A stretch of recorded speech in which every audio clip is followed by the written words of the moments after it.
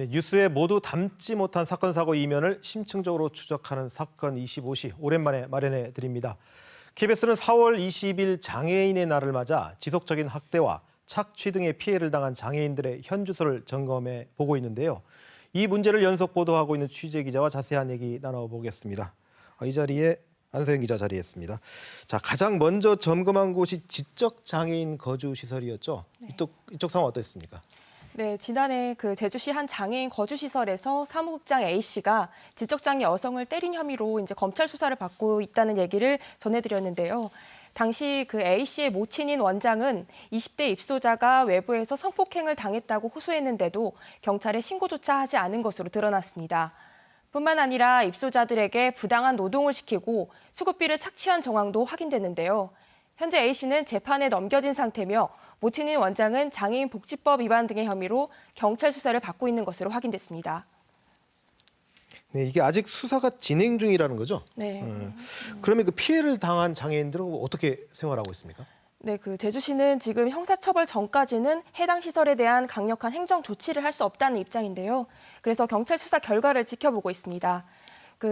직위 해제와 직무 정지 명령이 내려진 사무국장은 사표를 내고 그만뒀지만 원장은 여전히 시설을 정상 운영 중입니다. 상황이 이렇다 보니 입소자 10여 명은 여전히 해당 시설에서 생활하고 있는 것으로 확인됐는데요. 취재 과정에서 원장이 입소자들에게 세뇌 교육을 했다는 증언도 나왔습니다. 입소자 지인의 증언 들어보시죠. 인권인가 어느 단체에서 와서 조사받을 때에도 원장이 이렇게 말해라, 원장이 이렇게 말해라, 그런 말 하지 마라, 며칠 내내 교육시키고 잘못 말하면 엄청 혼나고 밥 먹을 자격 없다 또 소리 지르고. 네, 시설 측에서 입소 장애인들에게 피해 사실을 알리지 못하게 하는 것으로 추정될 수 있는 부분입니다. 피해자들이 그냥 시설에 그대로 남아 있다. 그리고 원장 그거에 대해서 좀 그런 말 하지 마라. 뭐 이런 식으로 얘기하고 있다는 얘기인데 이 말이 사실이라면 수사기관이 수사를 하고 싶어도 피해자로부터 진술 받기가 쉽지 않을 것 같아요. 네, 그렇습니다. 입소자들이 이제 떠나 있고 싶어도 임시보호시설인 쉼터를 제주도가 운영 중인데 이곳은 또 정원이 4명밖에 안 되거든요. 네. 또 남녀 공간이 분리돼 있지 않다 보니까 이곳은 이용이 쉽지 않은 상황입니다. 그나마 입소자 가운데 장애 정도가 비교적 약한 일부 장애인은 나가겠다는 의지를 강력히 피력해 제주시와 인권기관의 도움으로 시설 밖으로 나오게 됐는데요. 다른 장애인 거주시설이 아닌 지역사회에서의 자립을 택한 경우도 있는 것으로 파악됐습니다. 장애인 거주 시설에서 나와서 자립을 택하는 경우도 있다. 네. 근데 아무래도 지적 장애인이다 보니까 혼자 자립하기가 쉽지는 않을 것 같아요. 이 자립 과정에서 어려움 같은 건 없나요? 네, 저도 그 부분이 가장 우려스러웠는데요. 그동안에는 지역사회에 살고 있는 장애인들에게 각 기관별로 부분적인 서비스만 제공되다 보니 손이 닿지 않는 사각지대가 많았습니다. 하지만 이번에 자립한 해당 시설 장애인들의 경우 주거와 이동 지원은 물론 세세한 의식주 문제까지 제주시로부터 도움을 받고 있었습니다. 다행이네요. 예. 네. 정부 국정과제인 탈시설 정책 선도사업 지자체로 제주시가 선정되면서 지역사회 내 돌봄 체계 서비스를 받게 된 건데요. 밤 시간에는 사물 인터넷을 활용한 스마트 홈케어 시스템으로 위급 상황을 대처하고 있었습니다. 네, 이 국정과제인 탈시설 정책, 선도사업 지자체로 제주시가 선정이 네. 된 거군요. 이런 자립을 꿈꾸는 장애인들에게 아주 반가운 소식일 것 같은데 문제는 또 자립을 하기 어려운 이 아동 피해자들은 또 어떻게 하고 있습니까? 네, 지난해 12월 7살 자폐 아동이 폭행 피해로 뇌진탕 증상을 보였는데도 병원에 데려가지 않은 서귀포시 한 장애인 생활시설 원장에 대한 보도 전해드린 적이 있는데요. 현재 원장은 방임, 시설 종사자인 사회복지사는 입소자 폭행 혐의로 검찰 수사를 받는 것으로 파악됐습니다. 문제가 불거지자 서귀포시는 해당 시설에 인권 침해 재발 방지 대책을 수립하라는 명령과 함께 과태료 200만 원을 부과했습니다. 겨우 200만 원뿐인가요? 네, 200만 원에 그쳤는데요. 7살 피해자 아버지는 아들을 방치한 시설을 더는 믿을 수 없다며 아들을 시설에서 데려왔습니다. 하지만 도내에는 장애 영유아 전담 시설이 없다 보니 3개월 단기 거주 쉼터밖에는 아이를 보낼 곳이 없는 상황입니다. 홀로 생계를 책임지면서 집으로 데려올 수도 없는 7살 아이의 아버지를 직접 만나봤는데요. 아버지의 이야기 한번 들어보시죠.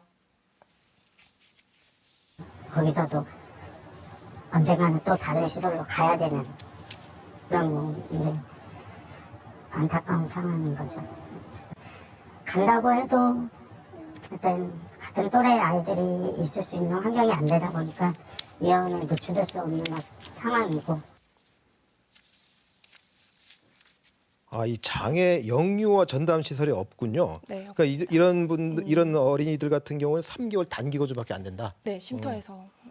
그럼 안타깝네요. 그럼 시설로 돌아갈 수도 없고 네. 그렇다고 뭐 집으로 다시 갈 수도 없는 뭐 네. 이렇게 안타까운 상황인데 안 기자 보도 중에 지난번에 기억나는 것 중에 장애인 공동생활 과정에서 그 나이 든 중증 장애 피해자들 네. 있었던 걸 기억을 하는데 이 장애인 공동생활 과정은 또 뭐 이게 어떤 네, 시설입니까? 그러니까 공동생활 가정은 이제 가정이잖아요. 이게 네. 그러니까 시설이랑은 다른 개념인데요. 네. 그러니까 시설에서 나와서 지역 사회에 살고 싶지만 혼자서는 이게 자립이 힘들기 때문에 가정을 꾸리고 이제 공동으로 살아가는 겁니다. 장애인들이 네, 공동생활을 장애인들 한다. 여러 명이 모여서 이제 공동으로 생활하는 약간 시설과 자립의 중간 단계라고 중간 생각하시면 단계. 되는데요. 그럼 이쪽 상황은 이제 어떻습니까? 예. 네, 이쪽은 이제 지난해 10월에 그 제가 제주시 한 장애인 공동생활 가정에서 원장이 입소자들의 수급비를 착복해 경찰이 수사를 벌이고 있다는 소식을 전해드린 적이 있는데요. 제주시는 경제적 착취 정황이 드러난 만큼 복지부에 자문을 얻어 형사처벌 전에 입소자 모두를 다른 시설로 보내기로 결정했습니다. 입소자들은 60, 70대 고령이거나 중증 지적장애인이었는데요. 어렵사리 전원 결정이 났는데도 문제는 보낼 시설이 없다는 겁니다.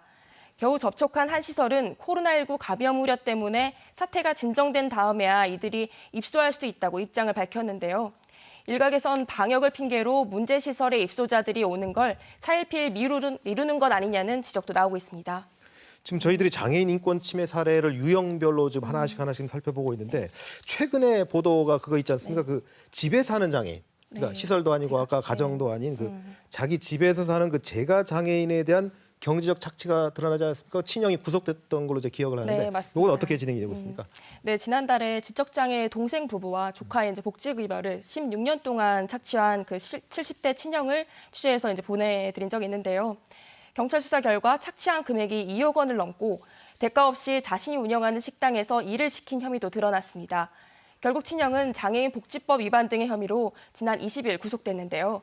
형이 구속되기 전까지 동생 가족은 보복이 우려돼 집을 떠나 시설에 몸을 숨기기도 했습니다.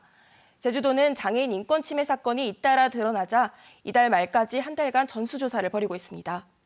네, 참 장애인 인권 침해 유형이 한두 가지가 아니군요. 이런 우리 사회의 그늘인 이 장애인의 인권을 온전히 보장하는 날 그렇게 쉽지만은 않아 보이는데 어쨌든 제대로 개선할 수 있도록 우리 장애인 전문 기자 안성인 기자 끝까지 추적해 주시기 바랍니다. 오늘 말씀 감사합니다. 네, 감사합니다.